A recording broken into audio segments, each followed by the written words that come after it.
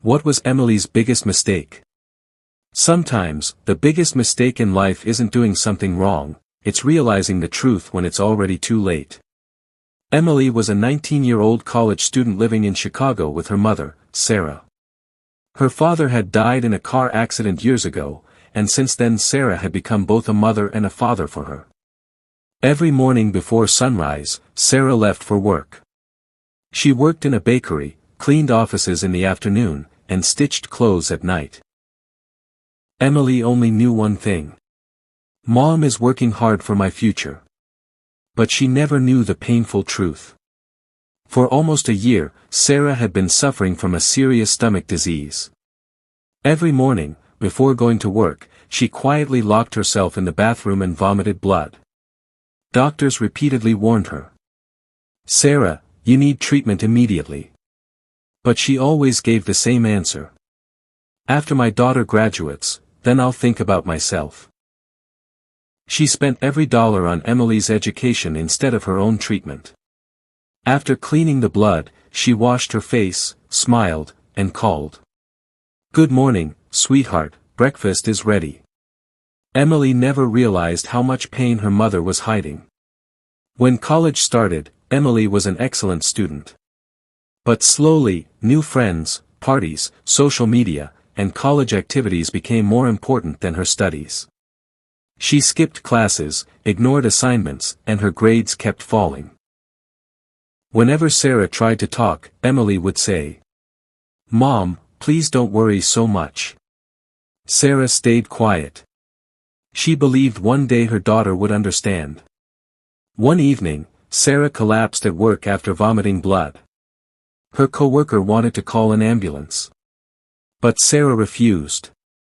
"Today's Emily's college event. I don't want to ruin her day."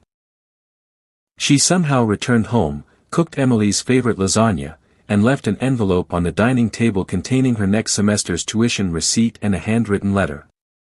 That night, Emily went to an after-party with her friends. Her phone remained on silent. Around 10:30 p.m., Sarah's condition became critical.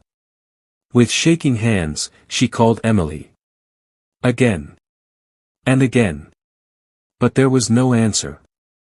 Her final voicemail was only one sentence. "Emily, sweetheart, please come home." A few moments later. Everything went silent. Near midnight, Emily returned home.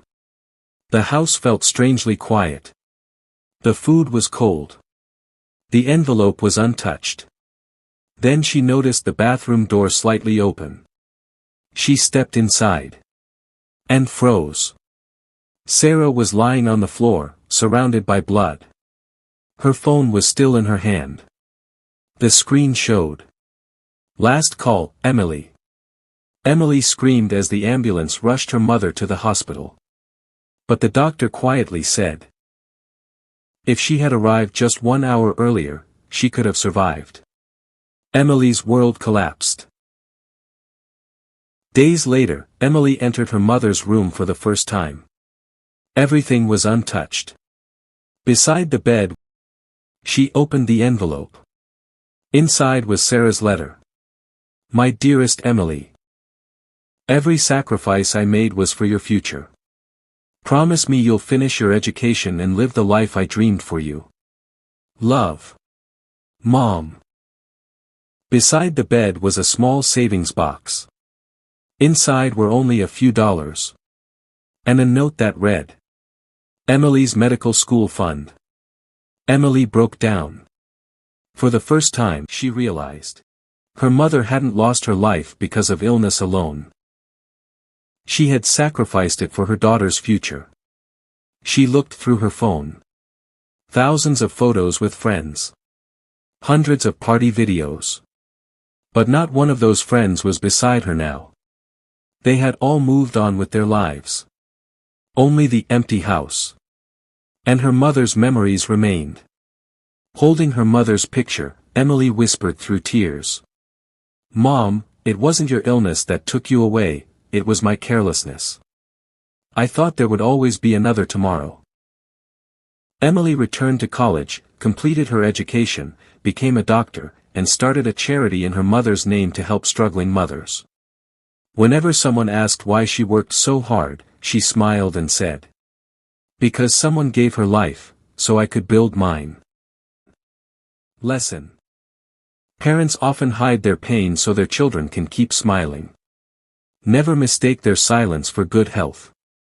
Friends, parties, and social media are temporary. Parents are irreplaceable. If your parents are still with you, answer their calls, spend time with them, and tell them you love them, before, one day, becomes too late. For more powerful historical stories and meaningful journeys, please like, share and subscribe to our channel and stay connected with us. Thank you for watching.